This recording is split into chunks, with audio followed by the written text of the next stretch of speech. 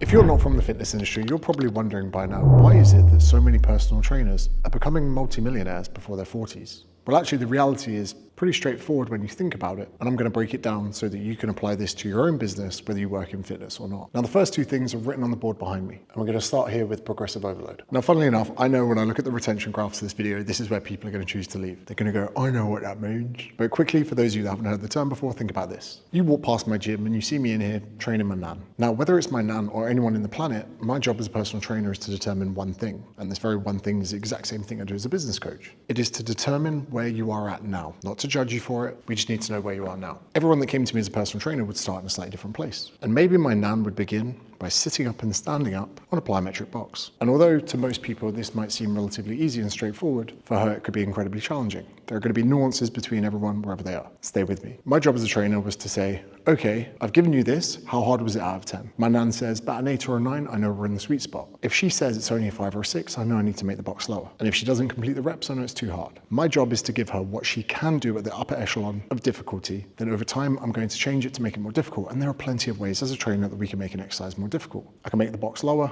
I can make the reps higher, I can give her a weight, whatever. So what's that got to do with you? Well, whether or not you've got 100 followers, 1,000 followers, 10,000 followers, 100,000 followers, the first thing we need to do is just identify where you're at and where is the next progression within your business. Same with financials. If you're making 11K a month, let's not aim for 100K a month. How about 12K a month? That's a great place to go. And because us fitness professionals know that within our realm of expertise, things take time and they are slow, we're pretty patient. The other thing is, most people think that progress is linear, thinking, okay, I'm here now and in time I'm going to be here. But people in the industry know that not only fat loss, but also progressions in muscle growth and performance have many peaks and troughs. This could be representative of a diet break. This could be representative of a deload. We make some progress, we deload the intensity, so we can go into another phase of intensity, then we deload again, another phase of intensity. Then even at the bottom of our deload here, we are still tremendously better off than we were before. In the realm of fat loss, where again, people think that progress is linear, in reality, fat loss looks a lot more like this. So the same way that for fitness professionals, we say to our clients, I appreciate the weight hasn't moved, or I appreciate that this week shows that you're up on the scales. We need to be patient. We need to focus on the process, not the outcome. Again, my nan might go, James, this doesn't sound too difficult. Nan, we need to focus on the process, not the outcome. And in the world of fitness, we can't become obsessed with the outcome.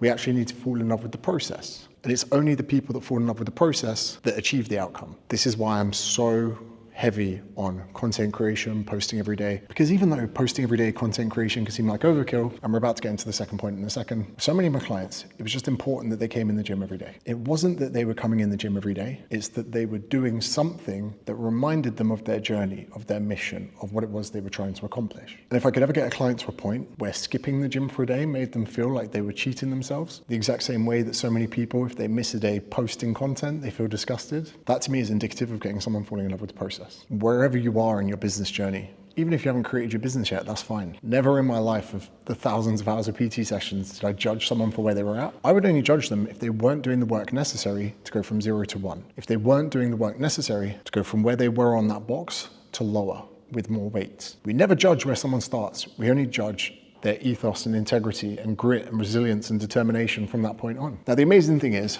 someone could walk past in 3 months' time and see my nan doing a completely different exercise. And they would come to the conclusion, oh, she's strong for an old lady. Oh, she must be naturally talented. Oh, your nan's got some mad genetics. And it's a discredit to the amount of work you just didn't see behind closed doors. Every gold medalist Olympian once couldn't do the thing they did. Every single swimmer in the Olympics once couldn't swim. It's really important you understand that. We are all on our own individual journeys of competence in different realms. I have business, being a dad, training martial arts. So the ability to progressively overload is an integral part to operating a good business. To not get deflated with where you are now, to just seek the next progression. Again, with weight loss. Oh, James, I'd love to lose 10 kilograms. No, I think you would like to lose 1 kilogram and we can do that 10 times. Because then we get to celebrate 10 times on the way to your goal rather than 1. Now, the second point, which really determines whether or not you'll succeed or fail, and why fitness people have this inclination to become mega wealthy. Why do people find people that are in shape sexually attractive? And why are the majority of high functioning CEOs and business leaders in good shape? To understand that, we must look at delayed gratification. Let's say when a woman looks at a man and sees he's in good shape, she knows there is a certain amount of self-control. Every man would love to eat 50, 100 donuts today, but he decides not to because he knows the implication of doing that habit over time, days, weeks, months. Same way when a man has his finances in check. It goes to show that he's long-sighted with his approach to finances, that he cares about the future. Because all of the actions that we take today, we either have our future in mind or we don't. People in the fitness industry know that if they have a perfect 10 out of 10 workout today, by tomorrow, they're pretty much no different. If I'm perfect with my diet today, by tomorrow, it's pretty much no different. Let's use this toilet roll, for example. If I remove one square, does it look any different? No, it looks the exact same. But if I was to remove one square every day for a month, noticeably different, a year, there'd be no tissue left. So when we return to the pillars, if you post a video today, chances are your business will be no different tomorrow. If you post content every day for the next week, there is little to no chance that your business will be no different by the end of the week. But if you post every day for a year, without caring about what happens today, but you care about the accumulation of those daily processes over the time of a year, not only can your business look different, your life can look different. Email marketing. If you send an email today to a very small list, chances are no difference to your business. But if you write email marketing emails over the course of a year and you pay attention to open rates, click-through rates, which emails attributed to the most sales, which campaigns attributed to the most signups, which methodologies of attracting leads, whether it was from community posts on LinkedIn, whether it was a Twitter thread, whether it was using a ManyChat automation. Within a week, you don't know much about your audience, but within a year, your copywriting skills could be phenomenal. And your ability to create email marketing campaigns, whether automated or broadcasted, can make a massive difference to your business. How'd you get better at writing emails? Progressive overload. How'd you get better at making content? Progressive overload. This is the crazy part, right? I've been lifting weights for 20 years. I look a bit better. You do this for 2-3 years, your life is unrecognizable.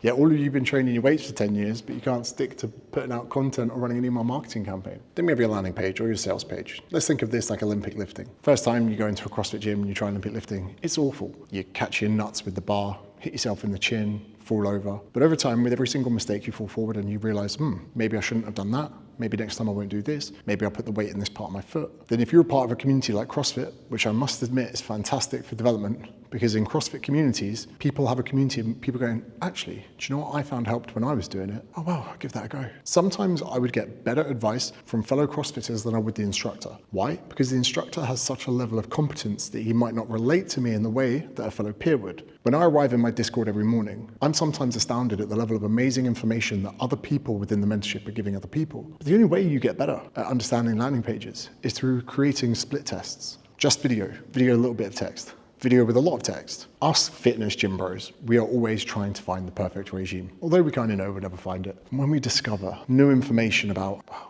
I can lengthen the bicep if I change the angle here. Wow, if I use this type of loading pattern, wow, if I do this, I might be able to train that muscle better. It doesn't really have that much impact to your life. But you get this right, everything's completely different. I'll explain to you kind of the kicker that no one's really talking about, which can be a little bit depressing, but it should motivate you at the same time. Let's say this is your earning potential as a personal trainer. In person, online, let's call this brand diversity. Your in-person business is going to be capped because you're going to sell your time for hours. And we're just using this as an example. You could be a mortgage broker, yoga instructor, you could sell real estate. There's only a certain amount of houses you can go to and show people around in a week. With a personal trainer, there's only a certain amount of hours that you can sell for money. So you're going to be capped by hourly rate times hours. And that's where you're going to hit your ceiling of earning potential. Then when you go online, suddenly you're not governed by the same formula. Online, you're capped by the ability to deliver the service. So there is going to be a maximum amount of people in which you can service within a week, which is going to be your glass ceiling here. But then you can always divide that by the fact you can hire. If you hire someone for in-person, it's not a great business model. You're going to have to give them the majority of the amount of money that you make. And the second they're proficient to do their own in-person business, they will leave. Online, when you hire people, you get to share the one thing that most people struggle to get,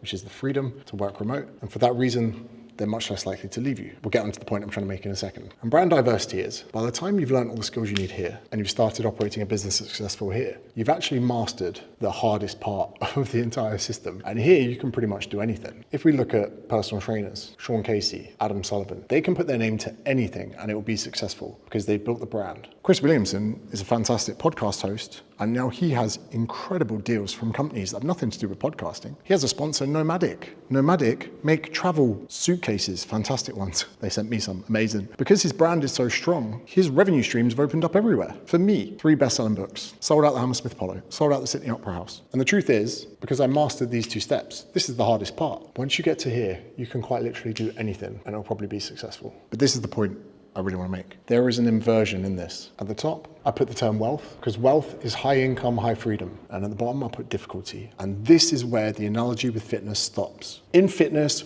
where you begin is the easiest, and it gets harder. And before you know it, you're having to do 15 chin-ups, deadlift twice your body weight, and squat twice your body weight to even stay on top of your progressions. But in business and in personal brand, the beginning is the hardest. This first part in person is the most difficult, with the most rejection. You have the least skills, you have the least experience. You weirdly need the most amount of tenacity when you have no reason to have it. I spent years getting rejected. Hey mate, I've just seen you on the fuck off. Cheers, you have a good day, mate. But it is those interactions and it's those skills that make everything else so much easier. So if I spend a week making a YouTube video and it bombs, that's nothing compared to getting rejected on the gym floor. The amount of times I offered people free sessions and they don't show up. The amount of times you have clients and they no show. The first year is so difficult running and operating an online business. Reality is probably going to take you 2 years before you can even get any kind of wind in your sails. And the reason the personal trainers do so well in business is this. Our first year is so grueling and disgusting. No one gives a shit, no one wants to talk to us,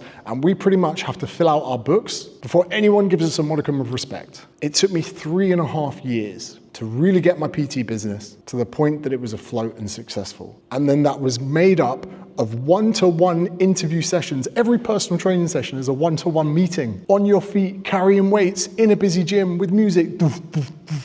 Personal trainers start at attitude, and all we do is we apply the same principles that we teach people in fitness to business, and that's why we're successful. So whatever realm or industry you're in, if you can apply the things I've spoken about today, you can do so much better. It's not about where you want to go, it's about where you are now. Where's the next progression? Get to work. Don't think about the impact of what you do today, think about the impact of what you do today every day for the next year. The beginning is the hardest part. You start at altitude. It's not climbing a mountain where it gets harder to breathe at the top. It is the most difficult to breathe at the very beginning at the base. By the time you reach the summit, it's easy going. But if you cannot implement progressive overload and you cannot implement delayed gratification, you are going to find this so much harder than it needs to be. So you deserve to put more work into your business. Otherwise, we'll win over your clients. And all we do is count reps for a living. Have a good day. If you like this video, you've really enjoyed this one that YouTube recommends you watch. Bye-bye.